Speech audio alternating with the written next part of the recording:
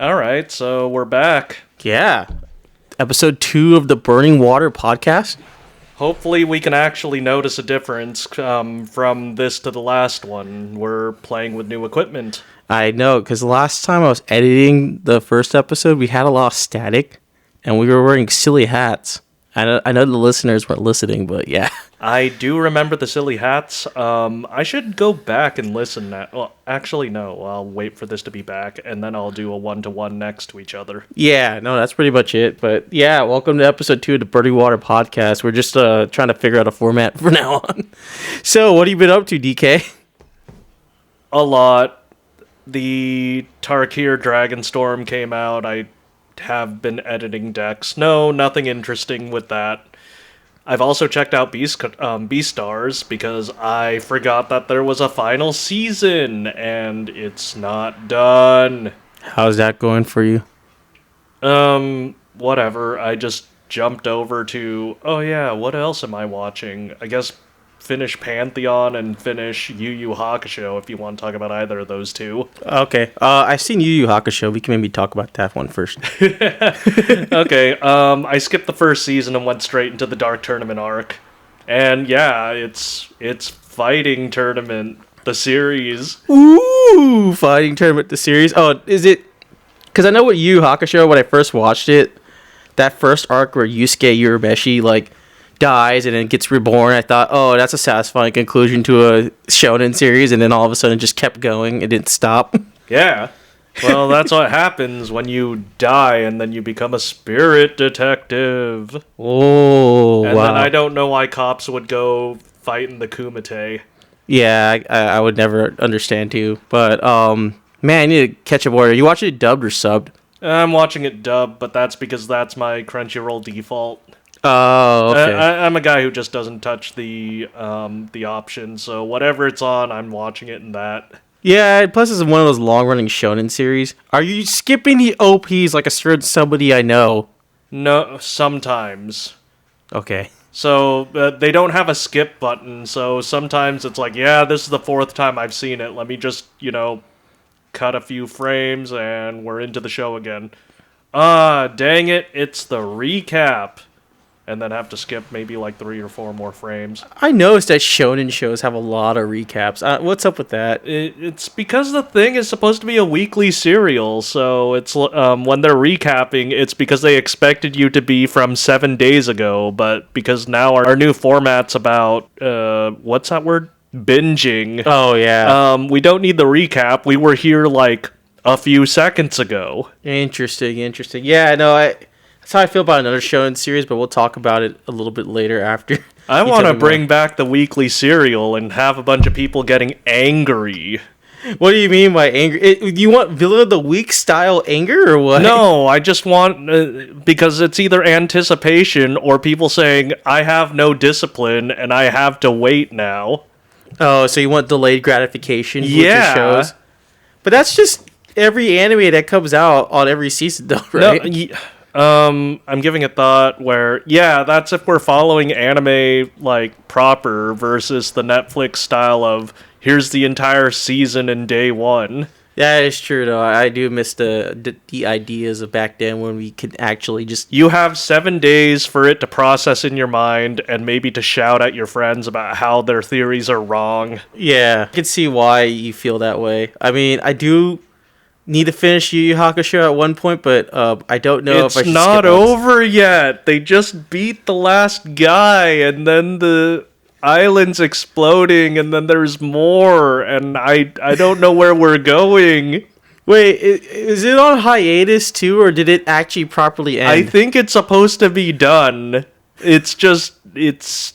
Well, when I'm saying it's still going, we have 2 more seasons. We have 2 more seasons of this, and the Dark Tournament arc is where I thought it ended. It's kind of like, I don't know, if DBZ, they fought Cell, and then I'm like, well, they fought the biggest bad guy. There's nowhere else to go. Why is this still going, guys? Yeah. Well, that's what happened when they brought the Boo Saga. Yeah, exactly. So, yeah. I want to get off Mr. Bones' wild ride. I, too, want to get off the wild ride that the author keeps putting me in. Oh. Yeah, well, welcome to the shonen market. Yeah, welcome to the Shonen market, indeed. Yeah, speaking of Shonen, I mean, I guess I could tell you I've been watching Hiro Mashima's new Wild Ride Eden Zero. Okay, what is that? Because I've never, well, not never, I haven't heard about that. It's One Piece in space. One Piece in space. Okay. Yeah, it's just One Piece in space. It's like so what it was is that after Fairy Tail, he made another manga called Eden Zero, and he wanted to make it different from his other manga. Wait. I just realized. Confirming. One Piece. Yayo. Kind of. I mean, it is about a boy who's stuck on a lonely island planet, and all he wants to do is make a ton of friends. So hot girl Rebecca comes down from the cosmos. They call it the Sakura cosmos because what it is every time you fly into the outer space, there's just Sakura petals everywhere, and that goes. Cool. So apparently, Rebecca gets her. So Rebecca wants to be what's called a beecuber. So it's like one of those things where it's like I want to be a YouTuber, but I need to get a higher subscriber count. So she meets just our lone hero Shiki, who's just I am the robot mechanic of this dying planet. And then all of a sudden, the dying planet's like, we're no longer your friend, Shiki. Traumatizes the kid. Okay, I'm your friend now, Shiki. Board the ship, and we're gonna go into the Sakura cosmos to go find Mother, which is basically space Jesus, where it's like, if you find anyone who finds Mother gets granted their wishes. So yeah, that's what I mean by it's just One Piece. It's the One Piece. Okay. Yeah, it's just Homer's The Odyssey. That's all I could think of. Well, okay. Well, no, they're not trying to go home. They're just in space. Yeah, they're just in space. And so Shiki's whole mission is to make 100 friends and go meet Mother to find out what her purpose is. Okay, the fact that you said that she's a streamer in space, does she want friends, or does she want followers? She wants subscribers, so she wants to make the best videos ever. And Happy from Fairy Tales in this, by the way, because Hiro Mashima can't let go of his...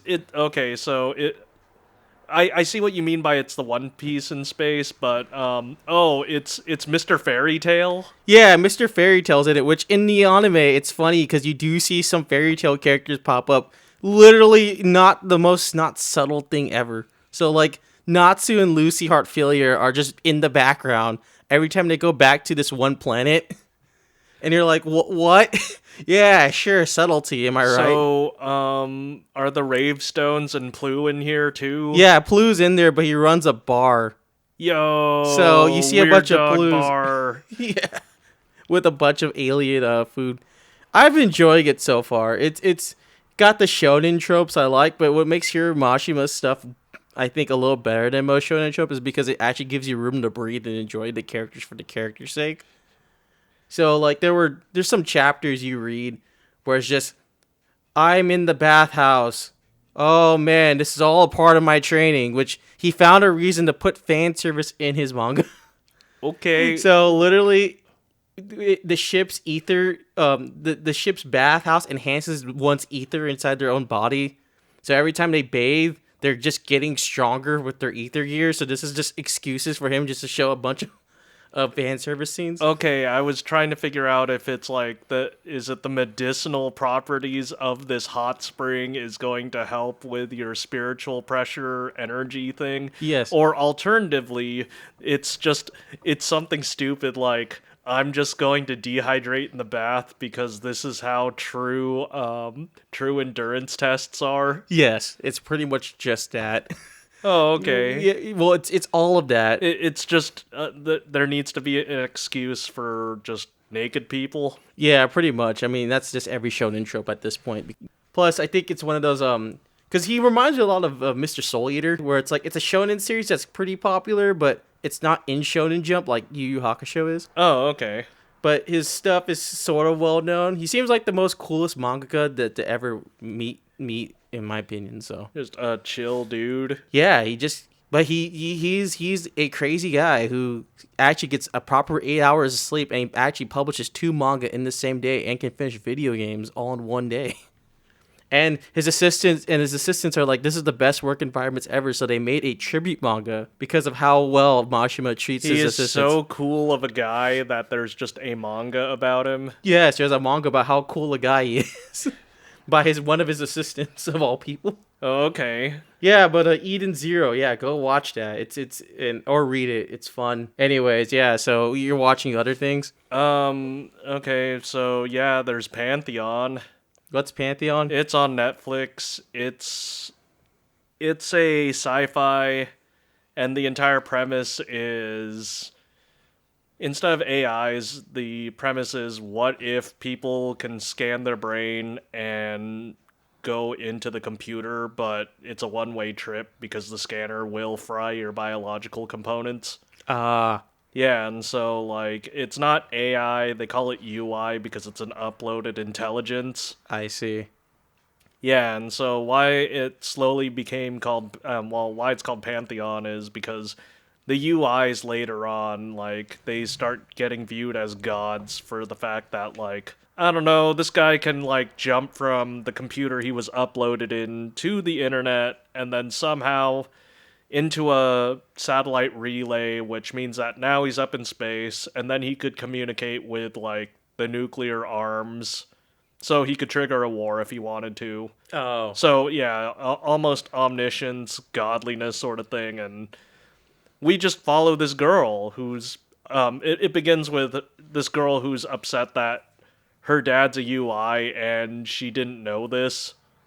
Oh, really? Yeah, like, it started with, oh, I'm just talking to a chatbot, and then it starts telling her things that only her dad would know, and it's like, my dad's been dead for years, what's up? So is it like those ChatGPT things where it's like, it's scary to the point where they're emulating your dead family member? Yeah, but then the big reveal is that it wasn't ChatGPT all along, it's that some big corpo scanned your dad's brain, and then just said he died in an accident, and he's just been shackled up being ChatGPT with two air quotes. Oh my god. Yeah, and so, like, with that big revelation, it slowly goes out of control from there when more people figure out how UIs are made, and that, like, things are happening. It's like 2 seasons long, and it ends in a quantum sort of loop. It's Groundhog Day style of, oh, well, you know what? I'm just gonna do it again. I see. Okay, well, is it anime or? No, it's American. I forget who. Is it live action? No, it's cartoon. Oh, cartoon. Oh, okay. Yeah, it's animation. Oh, interesting. Okay, and you can find it on Netflix, right? Yeah, it's Netflix. Okay, yeah, no, Netflix has been coming out with fun series lately.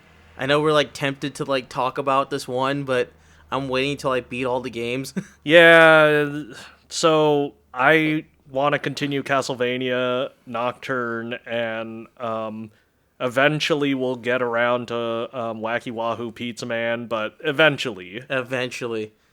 Did you start Castlevania or no? The game? No, never. I haven't played a Castlevania. Oh, no, I'm talking about the show. The show, I've watched Castlevania, and I've seen, like, a few episodes of Nocturne. Oh, okay. How do you feel about Nocturne? With no context, I'm okay with it. Okay. I have my reserved feelings, but yeah. I mean, okay, because I went to school to and studied history. Part of it is like, oh, well, that's accurate, but the timing is wrong. You're doing it wrong. The Haitian Revolution happened after the French Revolution, so I don't know why Haitian revolutionaries are in pre-revolutionary France. Oh, I see. But yeah, as you could see, that's something else. I'm assuming this has nothing to do with the actual game. Oh, yeah. I felt like they tacked that on because not only did it change a lot of the characters to fit the show, but some of the nuance was lost in Nocturne. But I haven't played Symphony of the Night, but I know that's what they want to do is they want to, like, get to Symphony of the Night as much as they can possible. So that's why Nocturne exists. Oh, okay. I just know Symphony of the Night is a game, but like, so that happens after Nocturne. Yeah, well, it's based off Dracula X. So you do play as Alucard, and that's why you see Alec. Well, if for spoilers for the end of Castlevania Nocturne, yeah, Alucard does show up, Oh, and he's okay. like, "Yo, I'm back. I need to take this back from the evil cultist vampire people." Oh, okay. I was gonna say, is he angry and says, "Where's my dad"? Yeah, he's like, they're gonna bring back Dracula. Time to go beat Dracula again. Oh, okay. So yeah, that's pretty much why they want to do what they're doing right now. So yeah, so Pantheon, I'll definitely give it a watch. And then you said you're watching Beastars? Oh yeah, I said that I started that. So I finished the final season, and I said that is a heck of a cliffhanger. And then I went online just to check if that's really how it ends. And apparently, that's just the mid-season break, I and see. they are going to get back to it eventually. They didn't give a release date, so oh boy.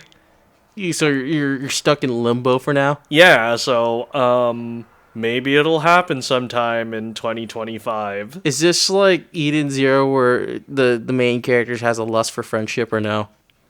Kinda like going back to season 1. This is a story about a big wolf who is misunderstood by everyone because he is big and he is scary because this is Zootopia in Japan. Oh, it's Japanese Utopia. Essentially, because the premise is that all the animals live together in a society.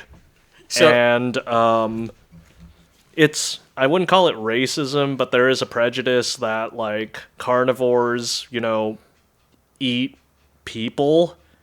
yeah. Not like they're supposed to, because they figured out in this Zootopia utopia that you could just get protein from like soy and beans and stuff, so that's what all the carnivores do. Oh yeah. But there's still the stigma that they eat other people. Yeah. So being a big wolf who is big, strong, and like towering over most things, everyone's like, he's dangerous, and he's like, bro, I just want friends. I just want to be your friend. Yeah, and Yeah. then like eventually he has to come to grips with all this because it's like, well, even if I want to have friends, I want to be friends with everyone, and I just want to get along. Also, like deep down inside, everyone smells good, and I kind of want to eat them, but like I know that's not how you make friends. So like, how do I come to terms with this? Yeah, I can see why that's pretty tough. I mean, it did look like a fun show. I heard the 3D is really good. Yeah, So, yeah, it's basically the furry version of isn't it that one Shakespeare play? I'm trying to remember. Or no, it's just him just wanting to make friends though, right? yeah, and specifically one rabbit girl is the love interest, where he's like, yeah, this one, I want to know. Oh, but he's like trying to fight off from eating her. Yeah, or at least come to terms with like how do I okay, assuming we actually become a thing, how is this gonna kick off? Like, what will society think? Will I still have these urges to try to devour her? And yeah, can we make this work? Is essentially the romance section of this. I see. Okay, now that makes perfect sense. Season 1 is there's a murder mystery thing because it begins with a murder where a carnivore eats a herbivore, but to be more precise, it's high school drama. Oh, so you're getting the high school drama you typically get in most anime. Yeah, and Yeah. then in like season 2, you might have fun with that one because there is a Yakuza subplot. Ooh, Yakuza subplot. Yeah, there's a lion gang. Oh boy. Yeah, and then in season 3, there's a serial killer who's distributing drugs. To me, he's basically the Joker. I am the one who knocks. Oh no, that's Breaking Bad. Never mind. Yeah, no. This guy, his entire deal is just simply, we live in a society. That's what I was about to say. We live in a society. Yeah, like, I wasn't trying to line up that joke, but now that I'm thinking about it, yeah, that's kind of what I'm getting out of season 3. Oh boy. So we're in a mid-season in Netflix though, right? Yeah, it ended with, spoilers, I guess, but I'm not going to explain anything, is that the Joker throws our wolf protag off a cliff, Heihachi Mishima style. Beautiful, beautiful. And Yeah. that's where it left off, and I'm like, wow, that's how it ends. Oh boy. That's why I was really confused and had to Google it. Well, it sounds like a fun show. I need to finish season 1 though still, so it's on my list of things to do. Cool. So like I know Netflix has a lot of the interesting anime to watch, so yeah. And it's very exclusive. Oh man. Just like Eden Zero season 1, dude. Yeah. But speaking of Tekken, there's also Tekken Bloodlines too. So yeah, there's some fun shows on Netflix. Yeah, Is that a series or a movie? it's a series. Oh, okay. But I'll be honest, it's a pretty bad retelling of Tekken 3. Oh, it's Tekken 3, so Ogre's in it? Yeah, Ogre's in it, and it's kind of bad. Okay. I mean, I'd recommend it, but Tekken fans, watch this, otherwise you can kind of forget. yeah, you can kind of forget it. I mean, it's just because Tekken's kind of unique in its storytelling, where yeah, you can have like 10 people with all different languages in the same room, and they all can understand each other. So I just assumed everyone's a polyglot at this point. So it throws me off a lot when I'm listening to Tekken. I thought they just communicate with their fists. Yeah, kind of. They'll understand by reading each other's aura and then occasionally punching each other. I showed you Tekken cutscenes. And remember how there was like 5 people with different different languages just all understand each other? You know what the other way would have been, is that everyone can read the subtitles? In their native language? Yeah. Yes, pretty much. Yeah, dude. But yeah, no, this is a nice short little segment. I'm glad we got to test this gear now. Yeah, I'm curious to see how it turns out. Well, anyways, this is a very short burning water podcast episode where this is just an appetizer for the real meat of the show, and I know we kind of teased it earlier. Oh boy. Are you excited for Devil May Cry? This party's gonna get crazy. Jackpot! So, I'll see you later. Till next time, later. Bye.